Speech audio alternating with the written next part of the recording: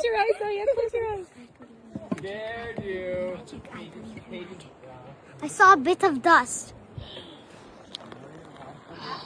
Mama, come, I'll show you the picture. Isang simple ngunit napaka-heartwarming na family moment ang ibinahagi ni na Ann Curtis at kanyang husband na si Erwan Husaf habang sila ay nag-e-enjoy ng family hike sa Canada kasama ang kanilang anak na si Dalia Amelie Husaf.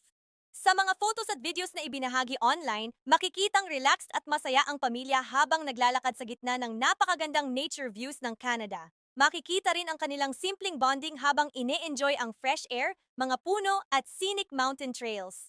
Agad namang kinilig at natuwa ang mga fans sa kanilang family adventure. Marami ang nagsabing nakakatuwang makita ang celebrity couple na mas pinipiling mag-spend ng quality time kasama ang kanilang anak sa simpleng paraan.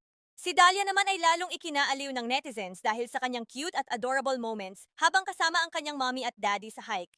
Kitang-kita rin kung gaano ka hands-on sina Ann at Erwan bilang mga magulang.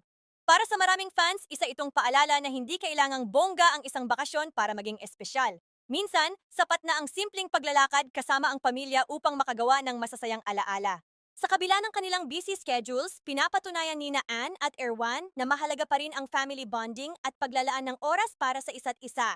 Sa huli, ang kanilang hiking adventure sa Canada ay hindi lamang isang travel moment, kundi isang magandang alaala na puno ng pagmamahalan, saya, at simpleng kaligayahan bilang pamilya. You gotta close your eyes, Diane. Close your eyes. Dared you. I saw a bit of dust. Mama, come, I'll show you the picture.